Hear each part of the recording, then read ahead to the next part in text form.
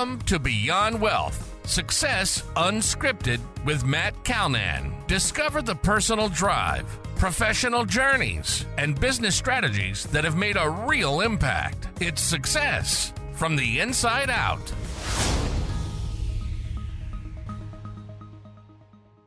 Welcome back to the show, everyone. Today we're chatting with Taylor Evernden. Taylor is the founder of Orca Performance, a premier health and performance facility established in 2018. With a bachelor's in kinesiology and a master's in strength and conditioning, Taylor has extensive experience in sports science and athletic development. He has worked with high-performance organizations like the Vancouver Whitecaps and Canada Soccer. Currently, he oversees the performance department at Orca, focusing on ACL rehabilitation and professional athlete performance. So Taylor, first of all, welcome to the show. And do you want to start off by telling us a little bit more about yourself and what you're doing? Yeah, absolutely. Firstly, thanks for having me. I think these are always great connect points and conversations and able to share our story a little bit more. So I appreciate that. Quick little background on me, but I grew up in Calgary, Alberta. So spent my youth and childhood here playing soccer and just being busy in the city. And then went off to do my kinesiology degree at the University of Saskatchewan. Beyond that, went to Edith Cowan University in Perth, Australia, to do my master's in exercise science and strength and conditioning.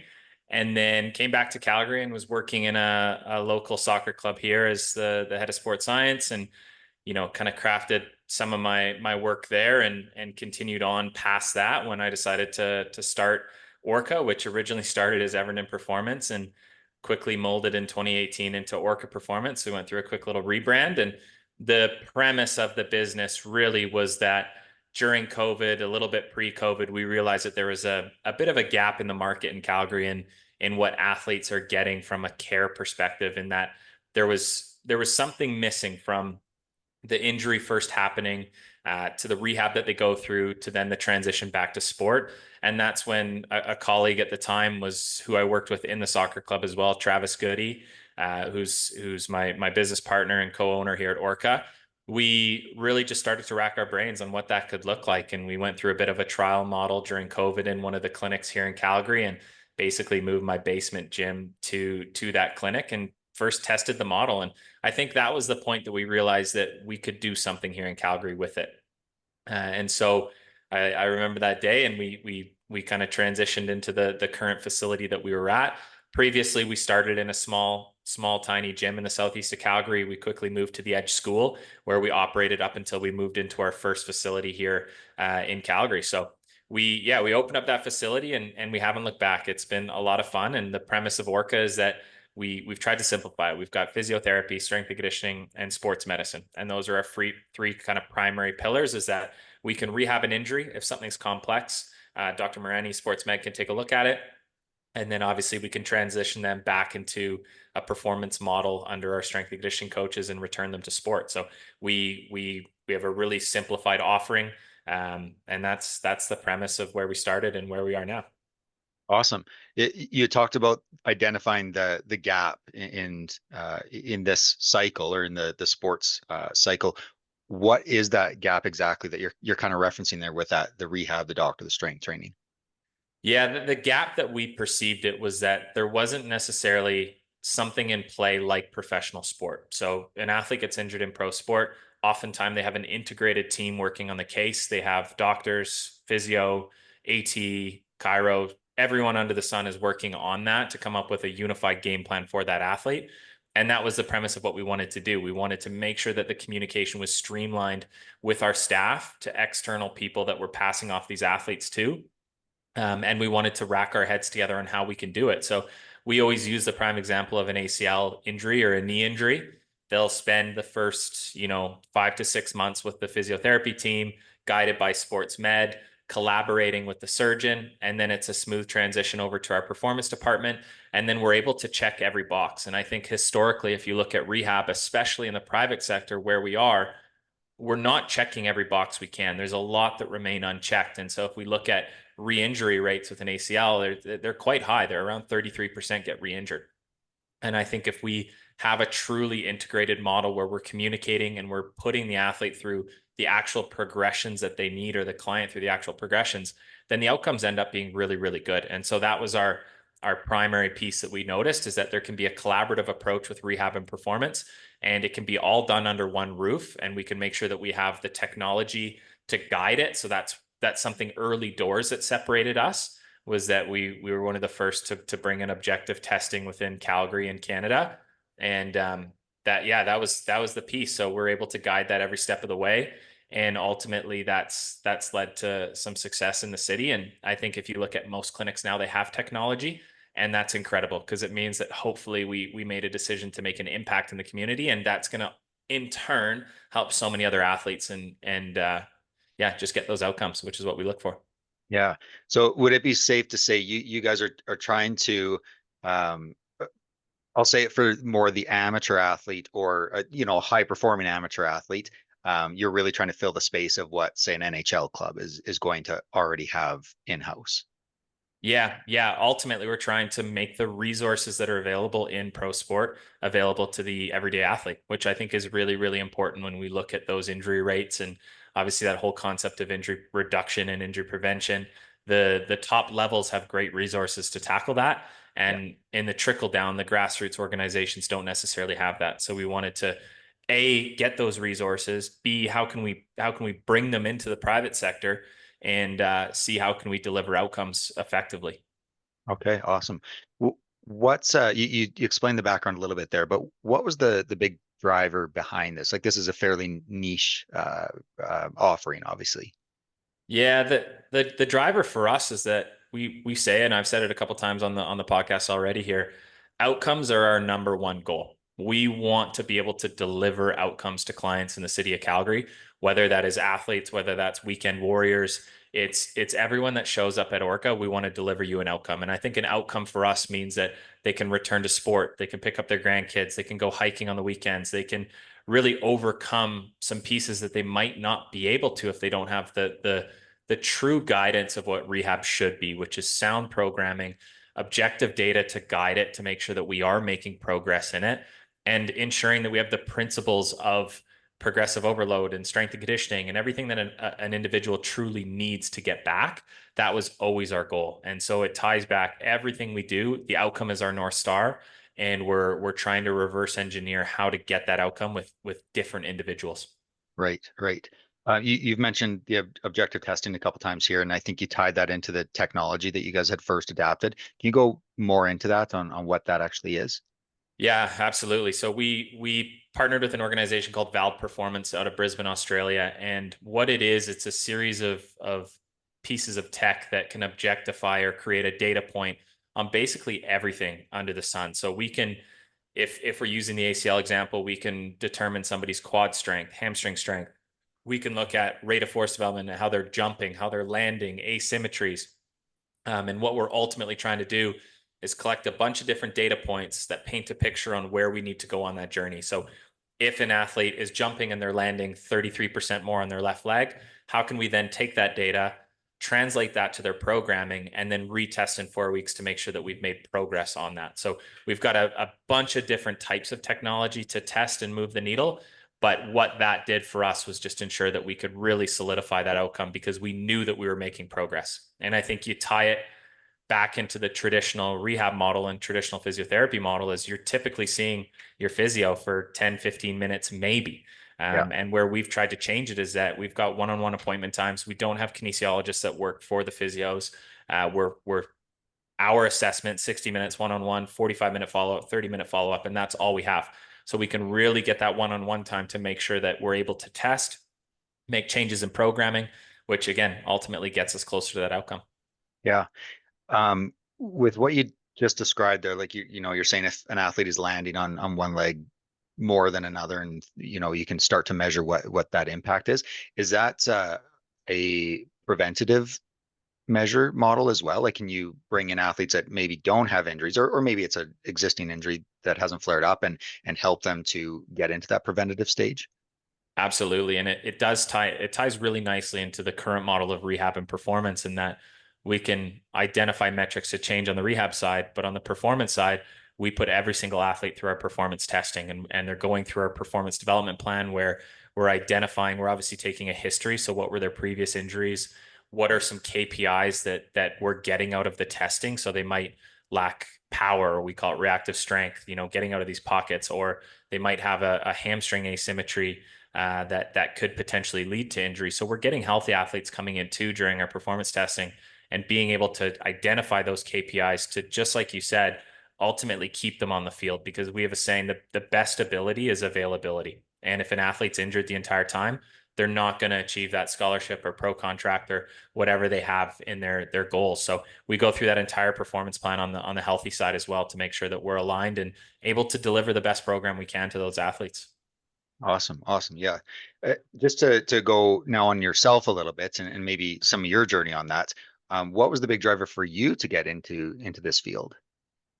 Yeah, I always look back on, was there a defining moment? And I think I had a lot of injuries growing up. And I think, my sister was one of the big ones that was my first kind of intro into these big injuries. And she was a brilliant soccer player and played in the NCAA down in Florida and went through 2 ACLs herself. So I was living with that. I was witnessing that, seeing how tough that was. And it wasn't until I was kind of wrapping up my undergrad degree that I realized that she likely didn't have the best path in rehab to set her up for success on that return, which could have led to that second one. So I think I had some personal experiences with injury, both from my sister to myself, and seeing the current state of affairs when I just was working on the performance side. I think I knew that there would be people out there that shared the same feelings and would want to make a change. And I mean, Yeah. that's where Travis came into play, is that he's one of the most brilliant physios you can meet and an incredible human being. And so what he's been able to do on the rehab side is truly special. So I come from the performance lens, he tackles rehab, and we work on all of the problems together and the business together. And that's been the key piece. Awesome. And you have some relatively high profile organizations that you've worked with there as well, with Vancouver Whitecaps and Canada Soccer. How did those partnerships happen, and what did you guys do with them? As much as you can divulge, at least. Yeah, those ones just evolve with time. I think, the Vancouver Whitecaps had an academy satellite center here in Alberta. It just ended last year, and so I was part of that program for 7 years, and being able to jump across the mountains and work with their academy staff and connect the dots on what they're delivering in BC and how can we do that in Alberta for these more high performing individuals. And Canada Soccer was more along the coach education side. So I developed the sports science curriculum for the B license, Canada Soccer B license and A license. So that was a lot more just teaching coaches. And then other organizations that we've had the privilege to work with just came from individual athletes. So we'll consult with whether it's an NHL team or an MLS team, just to try to, rack our brain on how we can support those athletes from a rehab and performance lens and share our findings of what we're seeing within our clinic, and hopefully be able to be a resource to these clubs and individuals to get them back. Because at the end of the day, when you're at that level, you're dealing with multi-million-dollar athletes, and their number one goal is to get that individual back. And sometimes clubs and organizations realize that there's more to the puzzle than what's just within their four walls. And that's really cool when that happens. And you can start to work together to get those individuals back. Yeah. A, a lot of kinesiology graduates have the goal of starting a gym and doing that, and not a lot end up doing it, or they do it, and a lot of times they fail at it, unfortunately. What are some of the challenges that you guys have had to face, and maybe especially during COVID, and how have you been able to come through those? Yeah, I think as a first time business owner, especially in this climate coming out of COVID, you're a little bit naive to what all goes into it. And I think what has allowed us to move past the failures is the fact that we learn from our failures, and we've been able to solidify systems on the back end to make sure that they don't happen again. And and B, we love what we do. So we show up here every single day knowing that, we're privileged to be in that position. And ultimately it's the systems and the failures and being able to tap into other mentors that have been in our shoes as we grow and scale. That is always tougher to do, because you get to a point where it gets pretty big and you're trying to figure out who you can tap into to help you get to the next level. Yeah. But those were our kind of key pieces of it. Was we increased our failure rate, and we failed a ton in the early doors, and we were able to learn from it and build off of those failures to find success in it. Yeah, there's the old adage. I'm not sure if you've heard of this one, but you know, when you have the metaphor of, say, an iceberg, and if you see success, you see the tip of the iceberg that's at the top, but you don't necessarily see all the pain and sacrifice and blood, sweat, and tears that goes into getting it to that point. So, and a lot of that is the failures and learning from that. And I think businesses are much more resilient, and entrepreneurs are much more resilient after they've gone through those failures. They suck to go through. I don't wish that on anybody, but yeah, I do think it makes the business stronger and the entrepreneur stronger for sure. I think the key thing on the back end of that is that I don't think the failures ever stop. I think they Yeah, will continue to happen, and I think your mindset shifts on how you deal with them. And luckily, through time, you get more tools in your toolbox to be able to deal with it. And yeah, I think that's the key thing, is that it never gets easy. I think mhm. early on we were saying, this is a massive road bump. I think it's just going to get easier in 2 years, or it's just going to get easier next year, and it never does. So you have to Yeah. embrace it, and just get through it. Yeah, and find a few other entrepreneurs that have been through it so you can cry with each other Exactly. over Exactly. pizza and beer. Yeah. What kind of growth have you guys seen? I mean, obviously you said you started in a very small space, then moved up, then moved up. How big are you today? How many clients would you service? Yeah, I mean, like I said, it was probably a 400 square foot space to start. Mhm. Just a few Irish dancers that we were working with, and then grew into some teams that we were able to work with in the city in the soccer lens, and it's just naturally grown through time. And I think we're close to 20 staff members now. We've got a location up in Edmonton in Sherwood Park. Our Okay. location here in Calgary, which is a 6,000 square foot facility. And yeah, we're working with around 46 club teams right now in Calgary, a few more up in Edmonton. And we've got, yeah, just tons and tons of people coming through. I think we're up to 86 active ACLs currently right now that we're rehabbing, Wow. and it's become a full-blown operation, but we're loving every step of the way. Yeah, well, there's one thing. It's never a bad idea to get in the business when things are going to keep repeating. And unfortunately, in sports, those injuries are going to keep happening. And technology is advanced, and I think helped out in some areas. But you're always going to have that need for the rehabilitation side for sure. Totally, totally. If you were to look at, well, let me preface this. You talked earlier about, you know, maybe it's uh, a grandparent trying to get back so they can pick up their grandkids and go for a walk, or maybe it is an amateur athlete or a high performing semi-amateur or semi-pro athlete. Who really is that target clientele for you guys? Yeah, we always say our ideal client profile, or ICP, is it's somebody that really wants to get back to a thing that they love. And I think when somebody is removed from that, and I'll speak to it from two different lenses. On the rehab side, when someone's removed from a thing that they love, they have drive and they have determination, and they're bought in and they're committed to the process. And when somebody has all of those, it's the perfect client to work with, because they have something on the end that they want to achieve. And on the performance side, it's an athlete that is, looking for a university scholarship, looking to get their first pro contract. When they're working towards something, they're typically committed to it. And in every single, realm, you're going to have individuals that don't fit in, and they're not, really bought into that process. And those are always a struggle for us. But though that would be our ideal client, is a driven, committed individual that wants that outcome. Yeah, yeah. What is next for you guys? I mean, you obviously are in a good space. The 6,000 square foot is a little bit bigger than your starting 400 square feet, and it sounds like there's a lot of programs going. I assume a lot of the growth that you have is kind of word of mouth, organically driven. So what's next on the horizon for you? Yeah, I think when we look at that, it changes often in what we want to achieve. I think we want to make sure that we're able to deliver our outcomes at scale. We want to make sure that we can make an impact not just in Calgary and Edmonton, but beyond that.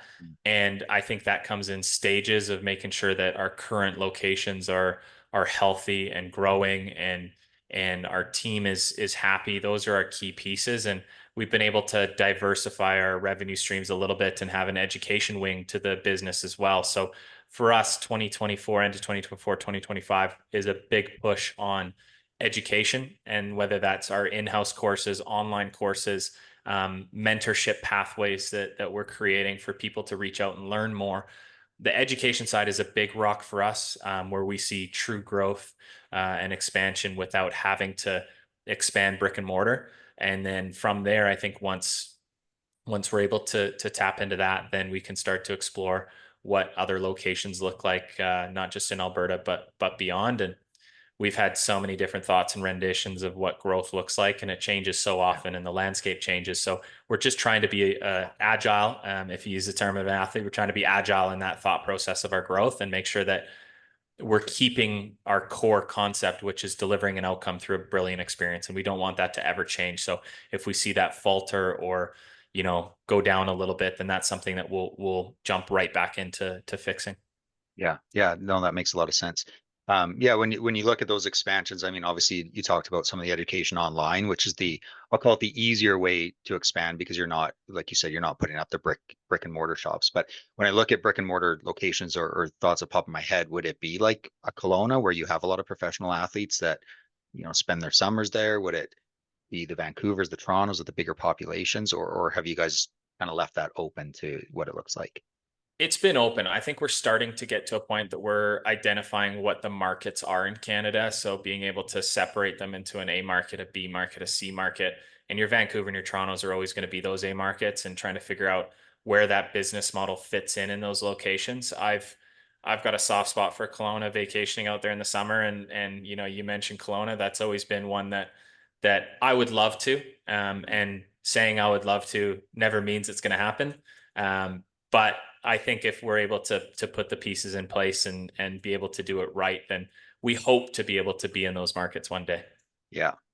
How has your role changed over the last 6 years since inception? I mean, I assume early on, you were very hands-on, I would guess. I would think as the company has grown, you have to shift maybe a little bit more to the business side of that. What has that been like for you? Yeah, it's been an adjustment. It's been really, really hard because Mm. still my core identity for me as a coach. I love being on the floor. I love working with athletes, and that's something that I've reduced greatly to try to be able to move the needle in the business more. So currently, as it looks right now, I mean, I went from coaching 30 hours a week, 35 hours a week, and all the extra time was in the business to right now, I'm just working with our professional athletes in the morning. So I'll typically coach for 2 hours in the morning, and then the rest of the day is the business. And for me, I separate. I mean, Alex Ramosi has a great way of doing it. So Trav and I use that model in maker days and management days. And I've got 2 management days where I'm really tackling admin or working in the business. And I've got 3 days where we call maker days where we're working on our educational content, move things that are going to move the needle and work on the business. So that's how I separate my time today. And I still, I hope to always have a few coaching hours so I can continue to use my brain in that capacity. And the day-to-day stuff in the business has evolved, and now hopefully I can just mentor my team to be able to do the exact same thing and grow it that way. So Yeah. there's been a shift for sure, but it's mostly business stuff now. Yeah, and I mean, you can tell you obviously have a passion for doing this, so you always want to stay somewhat hands-on in it because I'm sure that does bring you joy in it. But yeah, sometimes the business gets a little bit more overwhelming to needs to get taken care of versus being actually in there and on the ground doing it. Totally, What totally. what kind of educational content are you guys looking to produce, and what platforms would that go out on? Yeah, so we're working on 2 key ones right now. We just launched something called the ACL Summit, which is happening in January 2025. And that's a 3-day in-person course. And we're basically teaching practitioners and coaches exactly how we rehab an ACL. So that one's really exciting on the horizon for us. We still have Plinth to Podium, which is kind of our marquee foundational course that we have. And that one's in November. And then we're starting to tap into a lot more of the online stuff. So we've got our Orca practicals, which are kind of shorter, more digestible, on the floor, seeing how we work with clients, a lot more practical stuff, less theoretical. And then we're working on a few more courses in the background that we're going to launch here soon and get out there just to make sure that we can continue to make an impact, not just in Calgary, but move the needle as a whole, Yeah, worldwide for sure. yeah, that's awesome. That's awesome. If somebody wanted to learn more about what you guys are doing or connect with you, where would they go for that? Yeah, I mean, we're active on all the social platforms. Our handle's just at Orca Performance on most of them. I have a personal one, YYC Strength Coach on Instagram. I don't post as much as I should, but yeah, most of the stuff you'll find on Orca, and I think we're on LinkedIn, some YouTube stuff, TikTok, everything. So we're all over the map on that. It's pretty easy to find us. Awesome. Well, Taylor, certainly appreciate the chat that we had today. Wish you guys all the best moving forward and looking forward to seeing some of the educational content come out. Thanks, Matt. Appreciate it. Thanks. You've been listening to Beyond Wealth, Success Unscripted with Matt Calnan. Want to be our next guest? Visit beyondwealthpodcast.ca/guest. See you on the next episode.